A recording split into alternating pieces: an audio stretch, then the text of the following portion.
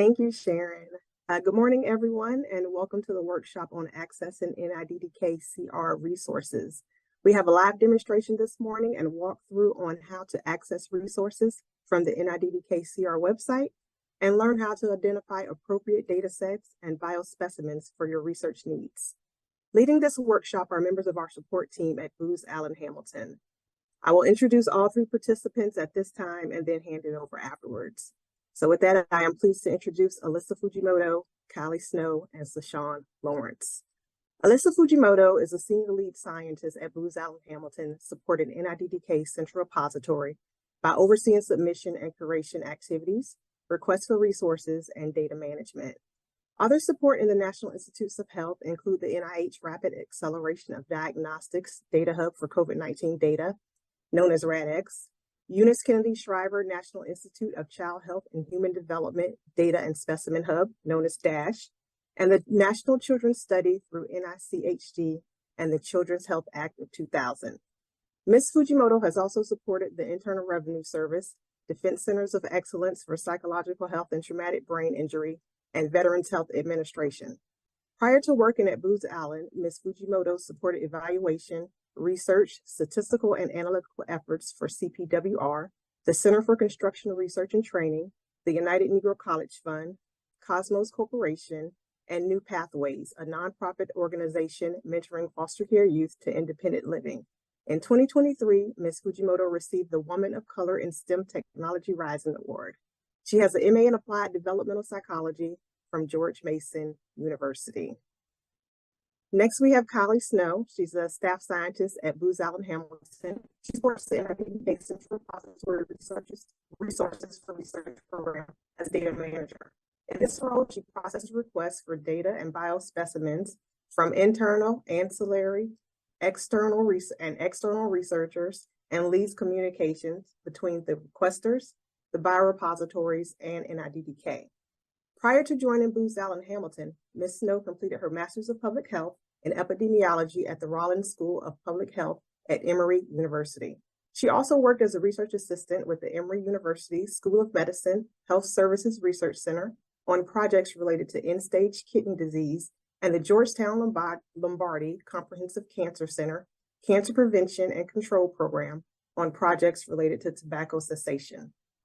Ms. Sashawn Lawrence is a staff technologist at Booz Allen Hamilton, whose primary role is to support and oversee the external biospecimen requests that come into the NIDDK Central Repository.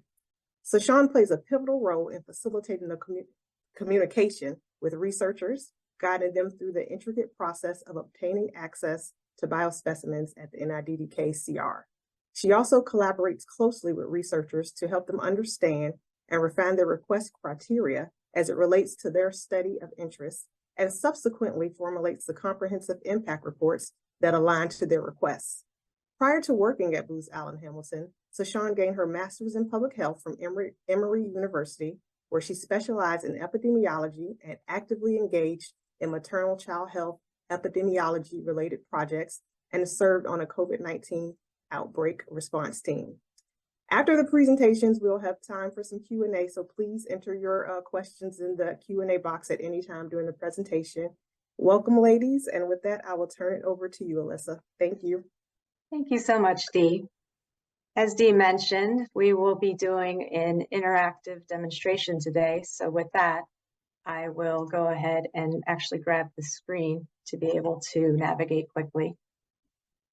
So hello, everyone. My name is Alyssa Fujimoto, and again, I'm here with my colleagues Kylie Snow and Sashawn Lawrence, and we're going to discuss accessing NIDDK Central Repository resources and requesting access to data and biospecimens for secondary research. For over 20 years, the NIDDK CR has been providing access to clinical research data, medical images such as MRIs and CT scans, as well as a multitude of biospecimen types, such as serum, urine, DNA, and many other types. The NIDDK CR truly embodies fair data sharing principles in which data are findable, accessible, interoperable, and reusable, as well as trust principles, which is transparency, responsibility, user focus, sustainability, and technology. As mentioned before, we recently obtained our Core Trust Seal certification, in which we have successfully demonstrated and met all the requirements of a trustworthy data repository. Through the establishment of the NIDDK Central Repository, NIDDK has maximized its investment in its original research for NIDDK funded and supported studies by providing access to these pre-existing resources for the scientific research community to be able to generate their own outcomes and outputs, such as presentations in conferences or publications in peer-reviewed journals and many other outputs. And with that, we will navigate to the NIDDK Central Repository website to be able to demonstrate how to use the website, how to find resources, and submit data and biospecimen requests. This is the NIDDK CR Resources for Research homepage. At the top of the page, you'll see some quick breakdown views of NIDDK studies by research area, division, as well as categories of biospecimens by type. About midway down the page, there are quick links to be able to start a data request or a biospecimen request. For researchers interested in accessing just data from a study, they can submit a data request. For researchers interested in biospecimens, they will also obtain the study data associated with those specimens along with their request. So they only need to submit a biospecimen request, and there is not a need to submit both types of requests. On the right-hand side is a featured news section, which has not only our news postings, but also upcoming events, such as our NIDDK Data-Centric Data Challenge that is featured in tomorrow's workshop, where we will discuss the data challenge as well as provide a demonstration of our new analytics workbench. Moving down, on the left-hand side, there is a box for funding opportunity announcements. And to the right of that is a box showcasing the updates to the R4R resources, such as when a data or a study has been updated, or when a new study has been added to the central repository and is now available for request. At the bottom of the page is a primer for those new to the NIDDK CR R4R, which suggests starting at the Repository Resources tab to be able to explore the data and biospecimens available from the repository. We will begin with the Studies page, in which this is a page to be able to explore the different studies in the central repository and see what resources are available from them. If you happen to know the study name, you can use these facets on the left-hand side to be able to search quickly by typing in the study name and selecting the study of interest. You can also use these additional facets or filters to do different search criteria, such as topics or conditions. So for example, if you're interested in learning about diabetes studies, you can start to type in the search term and be able to select from the options below. Other facets or filters that may be of interest to help you find your resources are has image data to be able to see the 7 studies that have medical images available for request through the data request mechanism. Or perhaps you might want to start searching from what types of specimens the study collected. So for instance, if you're interested in 24-hour urine collection, there are 8 studies that had that collection, and they appear when you select it on the right-hand side. You can also quickly remove any search criteria by clicking on the Reset button to restore the table below to its default view. If you are interested in searching for any keywords that aren't available in the facets or the filters on the left-hand side, you can simply type them in the search box, such as exercise, if you're interested in finding studies that had elements of exercise, and then clicking on the blue search button. The table below will show the search term highlighted in yellow along with the search results. If you're interested in searching across the entire website, you can use the top search bar and type in the keyword of interest and click search. The search results here will show everything across the entire NIDDK Central Repository website for that search term. As you perform searches, you might want to download them and further explore them. You can do so by using this button at the bottom to export these results, which will yield a downloadable CSV file for you to further explore. You can also use these different numbers under the table to be able to quickly jump to a different page of search results in the table. If you see a study of interest that you'd like to learn more about, you simply click on the study name to be able to open up the study's overview page.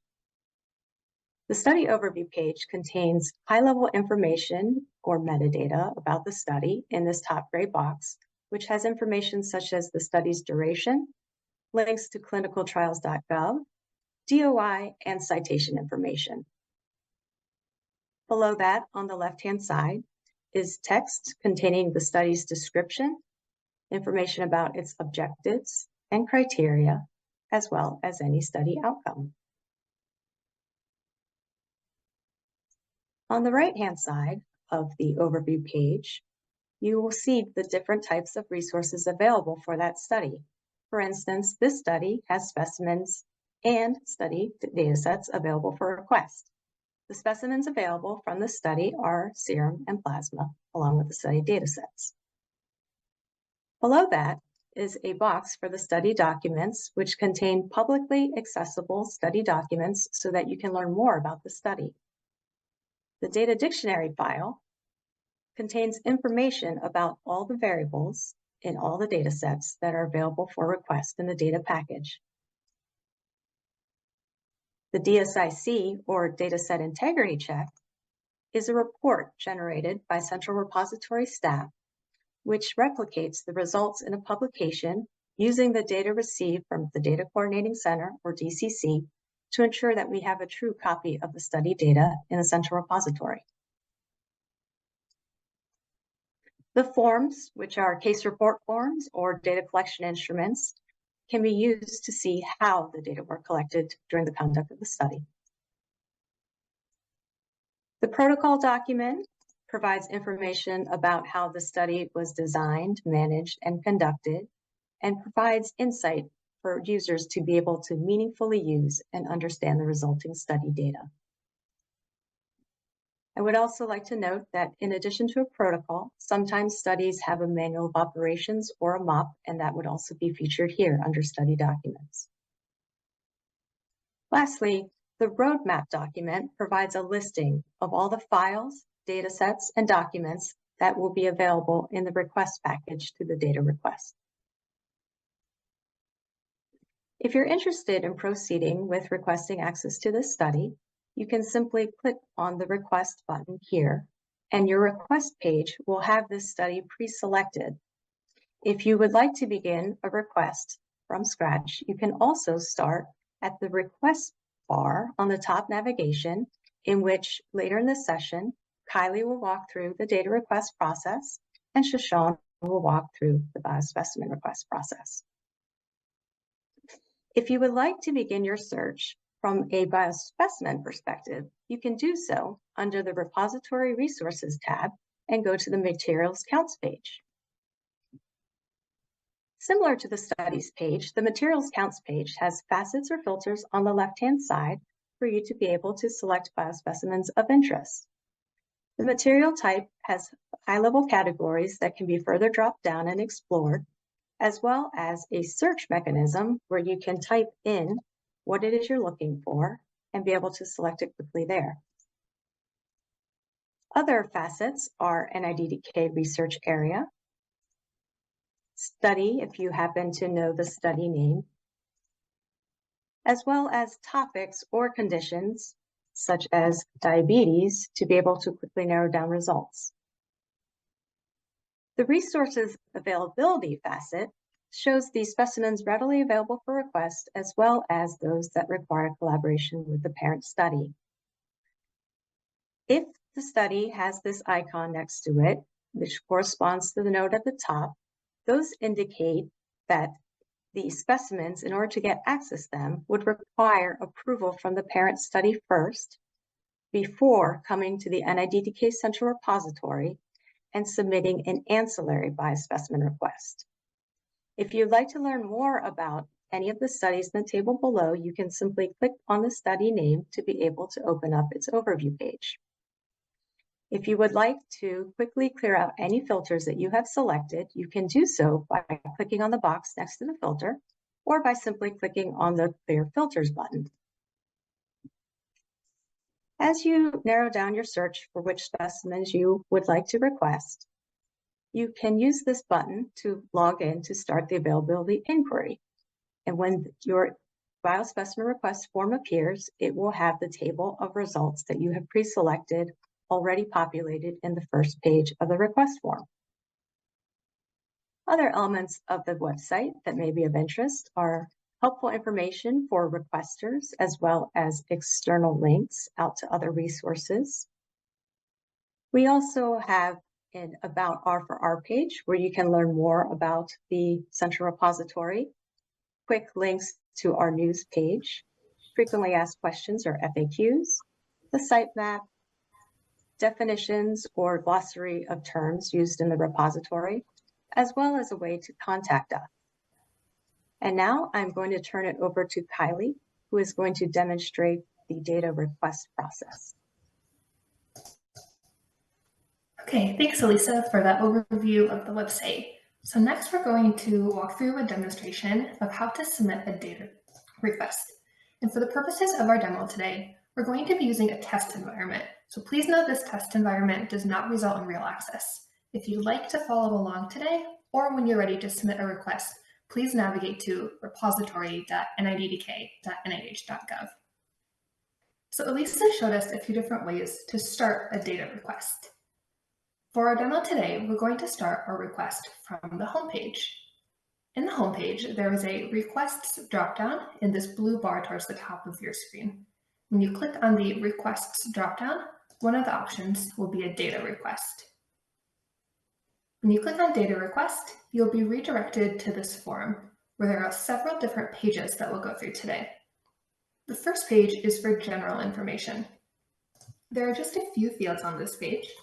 We'll start by entering a nickname for our request. And then, since we started a request from the homepage, we'll need to select the study that we would like to request. When you click in the study box, a drop-down of the different studies with data packages available will appear. You can scroll through this list, or you can type the study that you'd like to request in and select the option. You can select multiple studies at once within the same request also if you'd like to use data from several studies to answer your research question. One additional thing I'd like to point out on this page is the Save button towards the bottom. If you click on the Save button, you'll be able to save your request so that you can come back and finish filling out the request form at a later date. Your saved requests will be available under your My Requests tab so that you can complete the request process later on.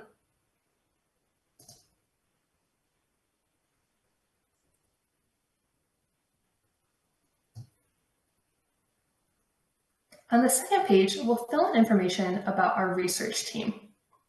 So as the requester, your information will populate in the Requester Information section towards the top. This will use your email, your name, and other information from your repository profile. Next, we'll enter information about the principal investigator for the study. We consider the principal investigator to be the person who is overall responsible for the research project and responsible for oversight of the data and resources you obtain from the repository. So if you are the principal investigator for the study, you can check the Use My Information box and it will fill in your email address and name for you. If you are not the principal investigator and you're submitting this request on behalf of another principal investigator, you would enter in their email, their name, and their job title separately. For the purposes of our demo, let's say that I am the principal investigator. I'd like to use my institution email. I'll fill in my email, my name, and my job title or position. The next set of information is for other researchers under the PI. This section is for other team members who are at the same institution as the principal investigator, and are also helping with the research project and will be accessing and analyzing the data. If you have these other researchers on your team, you would click on the blue Add Researcher box and then fill in their role in the team, their email, their name, and their job title or position. If you have multiple other researchers on your team, you could continue to click the Add Another Researcher button to fill out all of the members of your research team. And you can also delete the members if they're no longer needed. Next, we'll ask for information about the Authorized Organization Representative, or the AOR. This is someone from your institution who has the legal authority to sign contracts on behalf of your institution, as they will also need to sign the data use agreement. So this should be somebody who is different than the principal investigator, and is often somebody in your institution's Office of Sponsored Research or Contracting Office or equivalent. So here we'll fill in the AOR's email address, first and last name, and job title or position. The last section on this page is for independent collaborators. Independent collaborators are people that are working with you on your research project, but are employed by a different institution than the PI. If these collaborators are at a different institution, it will also play a significant role in the research project and have access to the data or resources. Then we'll ask you to add their information in this separate independent collaborator section. The reason for this separate section is that we'll need to execute a secondary agreement with those additional institutions for the use of the resources. If you have independent collaborators on your team, you would click the blue Add Collaborator button to fill in their role in the team, their email, their name, their job title, and select their institution. You would also provide the contact information for your collaborators' AOR, including their email, name, and job title. If you have multiple collaborators, you can continue to use the blue Add Another Collaborator button. Let's say in this example, I do not have any independent collaborators. The third page asks for information about your research project. So this gives you an opportunity to describe what you're planning to accomplish. A few tips for filling out this page. So Elisa showed us some of the study pages earlier. And on that page, there's a lot of information about the study, as well as other documentation like the data dictionary, the manual of operations, and other forms.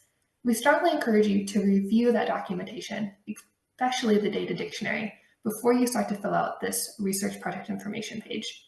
This is because the more specific you can be in your request and the more details you can provide, such as knowing which variables from the data package you plan to use from your analysis, the more useful it is for the reviewers who are considering your request. So we'll go ahead and enter in a title for the request. And then there are four main categories of information that we'll need to fill out about our research project. The first is the background of our research project. So we'll ask for information about the scientific premise of your research project, and also an explanation for how the data being requested will accomplish the aims of the proposed research project. I do want to point out that there are also examples for you to review once you're on this page, just to give you an idea of the kind of information we're looking for in each of these fields. I'm using an excerpt from these examples in today's demo. The next section is about your research objectives and design. So you'll enter information about your hypothesis, your research methodology, your analysis procedures, and also provide a justification for the use of the specific data for your research project. The third section gives you an opportunity to describe a detailed plan for data analysis. So first, it asks for a brief summary of your team's experience and expertise to perform the analysis. Then it asks for specifics on how the data will be held, managed, and processed, including how you plan to protect the data and prevent unauthorized access. Lastly, we'll ask for specifics on how the data generated will be managed and shared per NIH's data management and sharing policy, and also deposited back to the center repository at the discretion of NIDDK. There's another panel later in this workshop that will talk more about the data management and sharing policy, so I encourage you to check that out. For this box of the request form, we're looking for you to describe how you plan to share the results of your analysis and also how you might share any analysis data sets that you create during the course of your research project, because those analysis data sets could be useful to future researchers as well. Then we'll ask for a research use statement. This is a brief summary of your research project in layman's terms so that the public can understand it.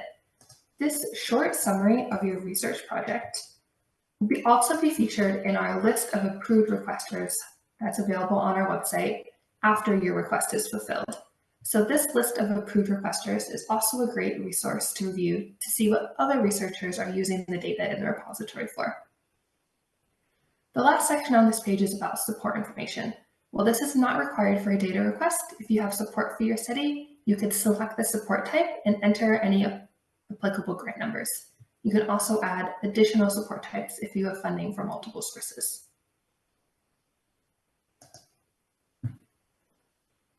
The fourth page of the data request form is about policy compliance and documentation. So first, we'll ask you to describe how you're going to keep the data safe. You can check one or multiple of the boxes about the information security practices that you'll be using. Then we'll also ask you to provide additional details and specifics about your information security practices. There's also a link here to our best practices for computer security and data control document. And I encourage you to review this document and ensure that the practices you plan to use in your research project align with these best practices. We also ask if you plan to combine the requested data from the NIDDK CR with other data sources. This is because per the DUA, data from the NIDDK CR may only be combined with outside data sources with specific approval. And note this also includes additional data you may have liked to obtain from a study's data coordinating center. That outside data would also need approval to be combined with any data from the NIDDK CR. If you are incorporating outside data, when you select yes, this next box will appear that will ask you to describe what are those other data sources that you plan to combine, how do you plan to combine them, and how will you prevent re-identification when you're not pulling in additional data. For the purposes of our demo, let's say we will not be combining with other data sources. There's one piece of additional documentation that's required for data requests, and that's an IRB determination letter. So all requests for data through the NIDDK CR require you to provide documentation that your research project has been reviewed by an IRB.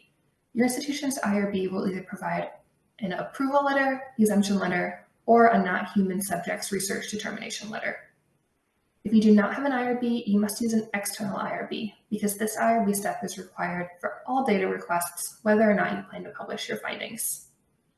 Once you've attached your IRB letter, you'll have a chance on the last page to review and then submit your request.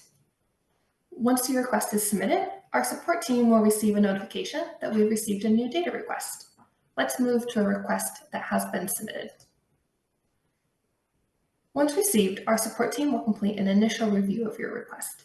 If we have any questions or concerns, we will reach out to you via the Comments tab of your request. When you write in this Comments tab, you will receive an email notification. You can also write back to our team here in the comments. So all of our communications about your request will take place here in the Comments tab. Once our initial review is complete and any concerns have been addressed, we will route your request to NIDDK staff scientist for review and approval.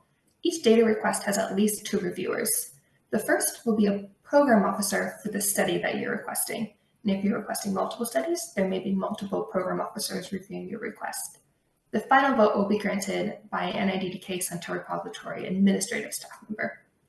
Once your request is approved, we will route the data use agreement for the principal investigator, the AOR, and NIDDK to sign. Once the agreement is fully executed, we will provide you access to the data under the Resources tab. This Resources tab will have a link for you to download the data package. Your fully executed agreement is available under the Agreement tab. Once the agreements are executed and data access is provided, your request is considered fulfilled. Now, continuing on with discussing the data use agreement in a little bit more detail. First, please note that a new version of the data use agreement will take effect later this fall. Second, the data use agreement lays out some actions that take place after your request is fulfilled, and I'd like to touch on two of these today.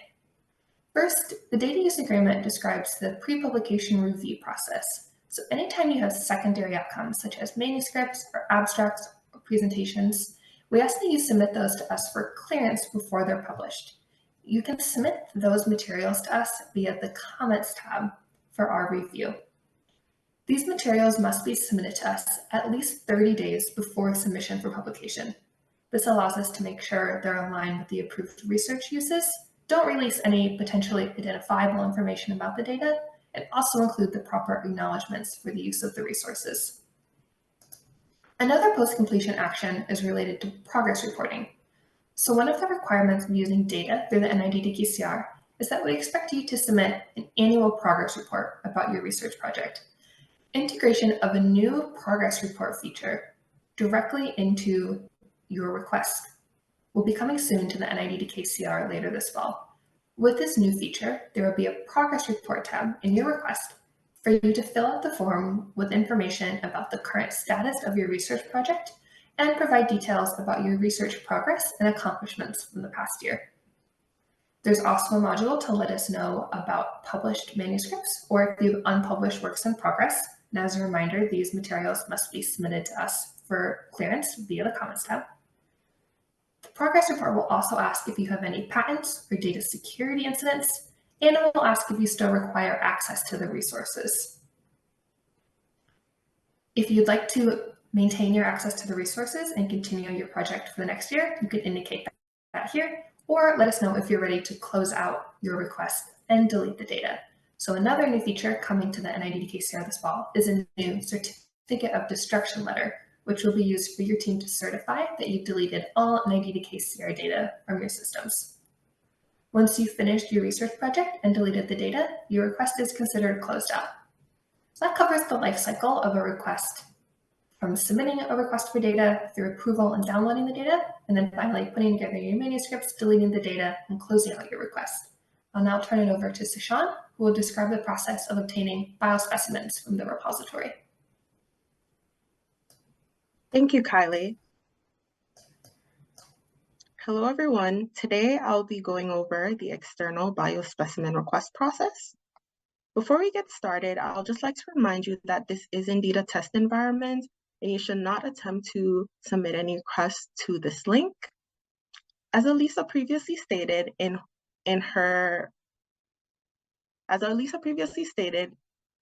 there are multiple ways to go about requesting biospecimens from the Central Repository website.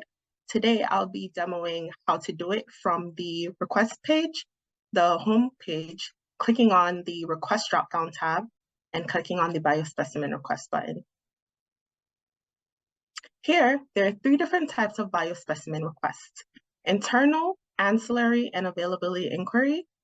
Internal and ancillary requests are for researchers who are affiliated with an active network or study, while availability inquiry are for researchers who are not affiliated with an active network or study, or for researchers who were previously affiliated with a network or study that is no longer active.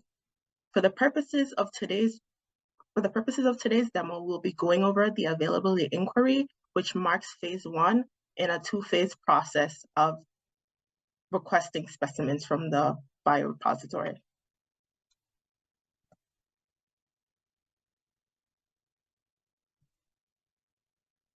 Here on the specimen selection page, you'll see that the facets on the left are similar to the material counts page that Elisa previously demoed, with the exception of the resource availability facet, which corresponds with ancillary requests.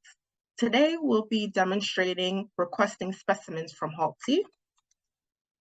However, please note that you can request specimens from multiple studies. So for example, if you'd like to request specimens from Halsey and HALT PKD, you can go ahead and click on both. And here you will see the specimens from both studies listed for you to select from. Another feature allows you to check all specimen types for a particular study if you decide that you'd like to move forward with all specimen types by clicking on this checkbox in the blue ribbon right here. But today, for the purposes of our demo, we'll be proceeding with plasma from Halt-C. So once you've selected your specimen types, you'll go ahead and select next. On the general page, it asks for two pieces of information, the request name and the request lineage. The request name is a nickname that you will provide for your own reference to your request. And the request lineage is an optional feature that allows you to link a previously submitted request with the same research plan to this current request. For the purposes of today's demonstration, we'll pretend that this is the first request we are submitting to the central repository. On the next page is the specimen information page. Here, you'll enter the volume or the other metric units for the different specimen types that you'd like to move forward with. Here for plasma, it asks for three different parameters: the target volume, minimum volume, and the number of vials. Minimum volume is the least sufficient amount that you need to move forward with your research plan, while target volume is the optimal amount that you need to move forward with your research plan. However, please note that the minimum volume and the target volume can be the same, and how we query your request is that we start with the target volume. However, if we don't have enough materials to fulfill your target volume, then we'll query your request at the minimum volume. And the amount that we'd like to move forward with here, we're going to put 100, and we'll click on next once we've finished the table. Here on the additional information and documentation page, we ask for criteria for biospecimens and criteria for participants. So in the first box, in the criteria for biospecimens box, we ask that you describe any additional requirements pertaining to the specimens that you'd like, such as anticoagulants, additives, preservatives, or if you'd like your specimens to be without any of those. And we also ask that you include visit information, as this is necessary for us to complete your impact report on a participant, or calculate your impact on a participant visit level. Here's an example of what we would input here for our example, our specimen request example. And then for criteria for participant, this is where you mention the characteristics of the participants for which you'd want specimens to come from. So this could include, but is not limited to, sex, age, disease status. We ask that you're specific as possible so that we can streamline your request. And here is an example of what we would enter here for our specific demo of plasma. This last section is the attachments for specimen information document section. And this is an optional component that allows you to upload any documents that you think are relevant to your specimen request. So typically researchers will attach here their participants' ID list if they've had previous access to the data.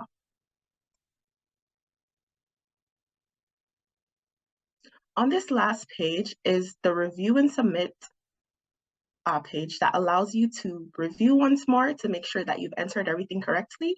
And once everything looks good, you can go ahead and submit. And then your request submission will look similar to this. Please note that here we've added tissue and DNA so that we can show you what that looks like in the specimen information table. So for DNA, it's a bit different from plasma in that we ask for three different parameters. We ask for mass, concentration, and volume, and the system will calculate the third parameter as long as you know your first two parameters. So for example, if you know mass and concentration, the system will automatically calculate volume. And then here we've added that we'd also like to move forward with 100 specimens. And then tissue is different from DNA and plasma in that this is sent as an entire unit. So here for the liver tissue blocks, we would send this liver tissue block as an entire unit. And here again, we've added 100 specimens. And below in the additional information and documentation section is the example that we went over previously for criteria for biospecimens as well as criteria for participants. So once you've successfully submitted your request, we will then do an initial review and reach out to you via the comments tab, letting you know that we've received your request and we'll begin to query it and reach out if we have any additional questions. If we do have additional questions right away, we'll go ahead and ask those questions in our initial correspondence back to you. So here in the comment section is where we'll communicate until we finalize the request criteria. And once we do finalize our request criteria, we will then generate an impact report and attach it in the impact report tab here. Under file name is where you'll find your impact report. And this is an impact report template that we'll go over shortly. Another feature of this impact report tab is the impact level. And this is just the general impact level for the impact report. Status is normally defaulted as in user review, letting you know that the impact report is in your court for you to take action. And lastly, the date uploaded. Now there's 3 different actions you can take. If you've reviewed your impact report and everything is fine, you can go ahead and click on accept. And once you click on accept, the start request button will appear here for you to move on to phase 2 of the biospecimen request process. However, if you've reviewed your impact report and there's some changes you'd like to make, you can go ahead and click on this modify request button, and this modify impact report tab will come up for you to enter the updates you'd like to make. Click on update, and it will be relayed to us via this comments tab. Lastly, if you decide that you would no longer like to move forward with requesting specimens, you could go ahead and click on this reject button, and this will close out your request. Now let's take a look at the impact report.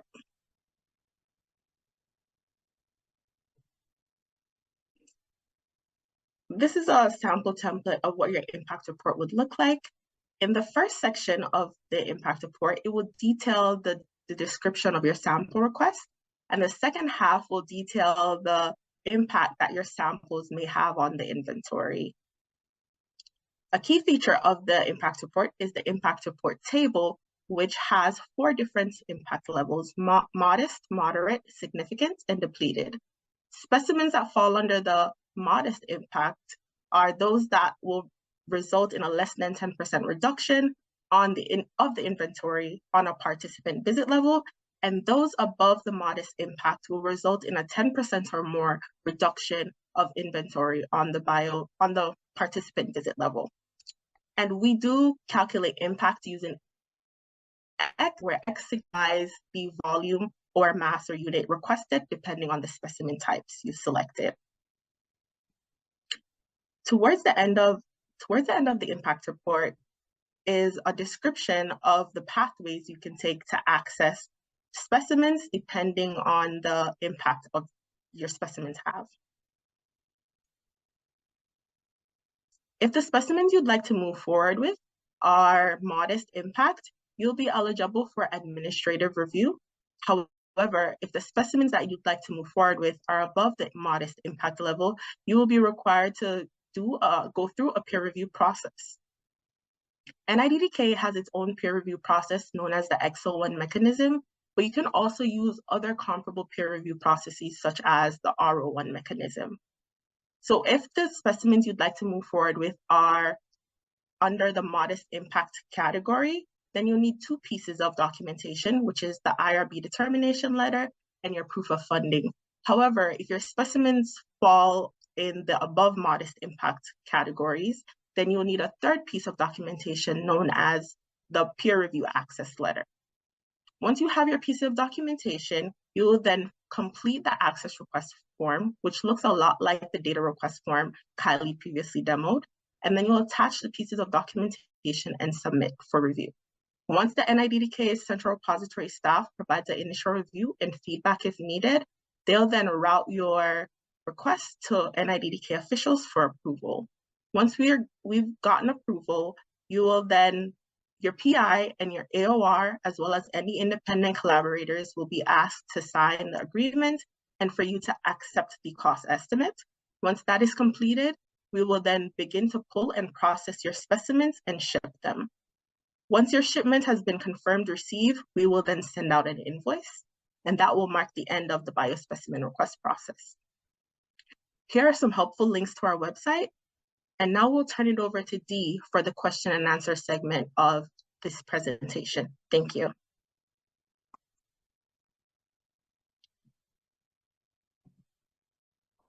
Thank you, ladies. That was very informative live demonstration.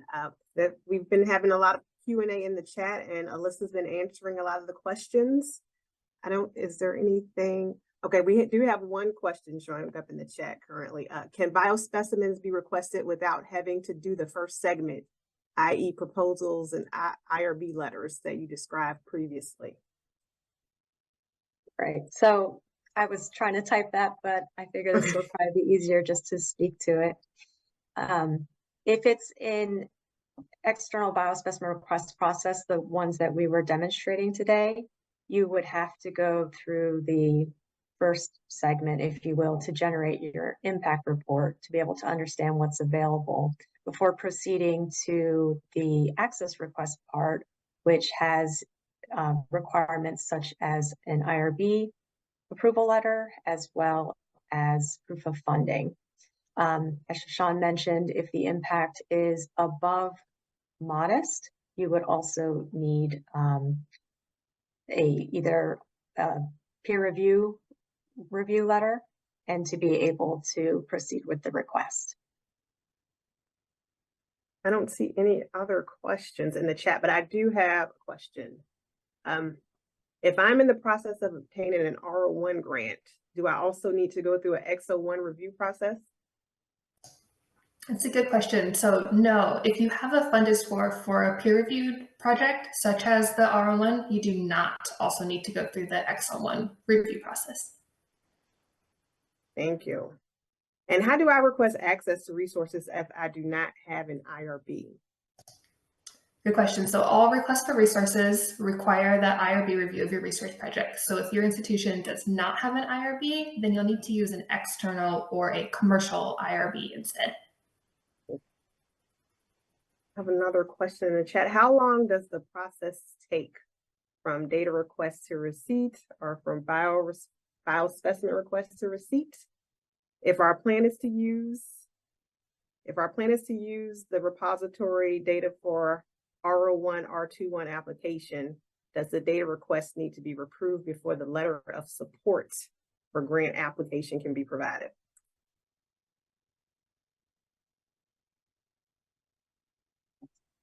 So the amount of time varies. Sorry, let me go back to the question.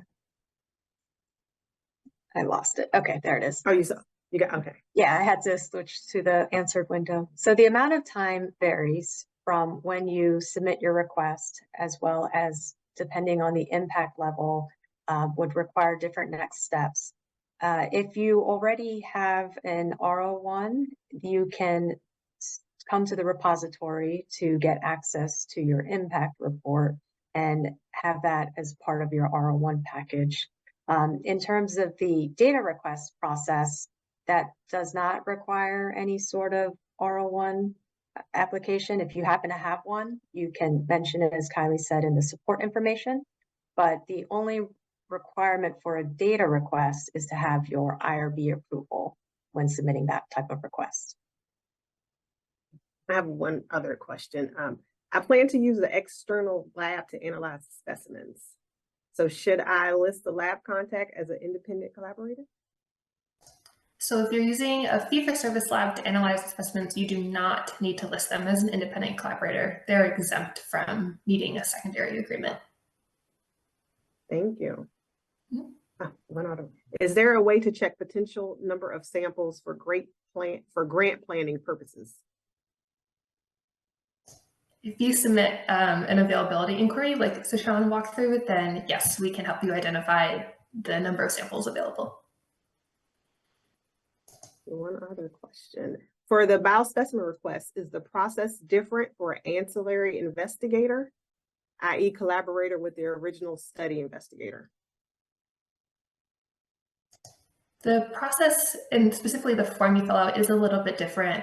There is also a specific ancillary request type, an ancillary form available under the biospecimen request dropdown too. So you would submit an ancillary request instead.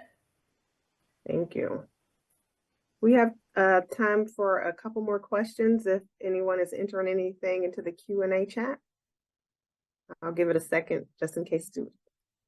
Okay, so if I'm a student planning on using the NIDDK CR data for my thesis, would I list myself as the PI?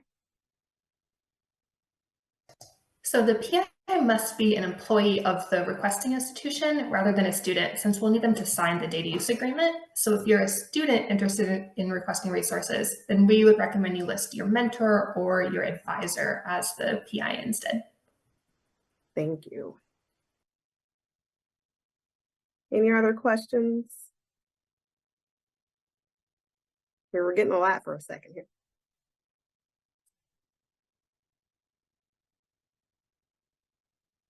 The link to the recording will be on the NIDDK CR website when it's available in about a month. Elisa, you were actually answering quite a few questions as they came in during the demonstration. Are there any that you would bring forward that are worth mentioning now? Sure. I think that some questions came in asking about the costs of specimens, and I provided in the answers a link to our cost page, the cost recovery page, so that you can see the different breakdown of costs by either the type of specimen or the procedures that would be done for those specimens.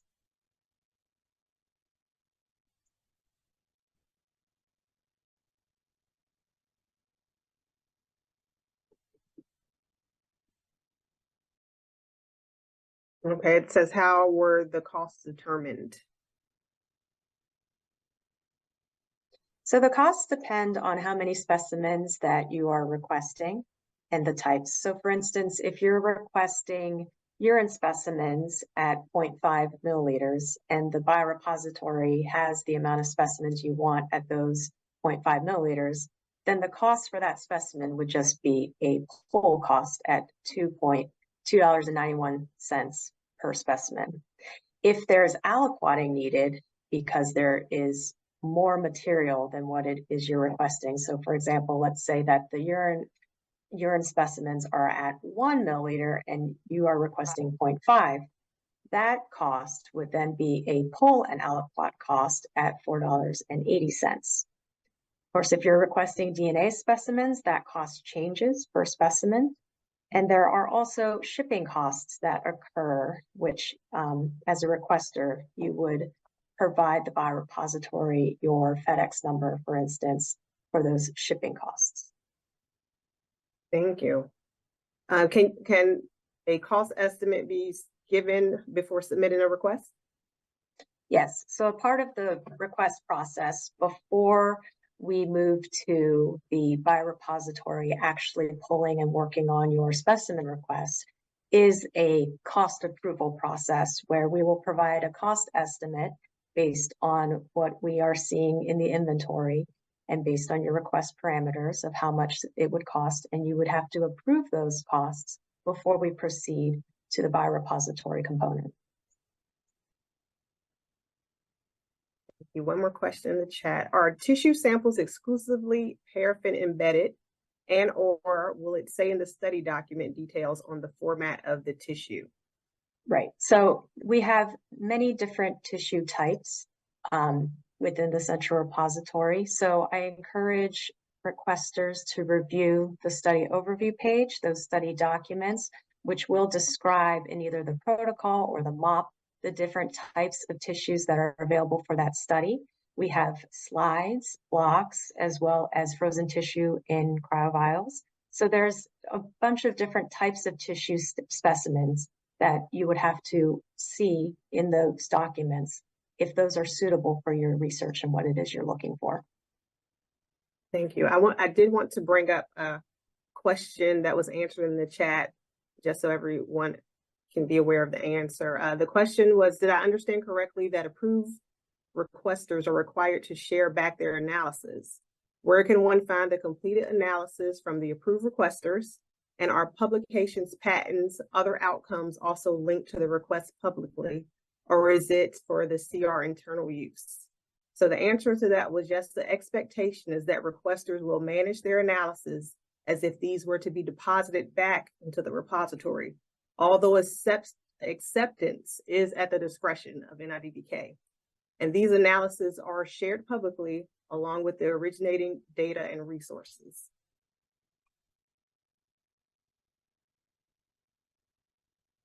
Any other questions in the chat? We have like 1 or 2 minutes left, if so.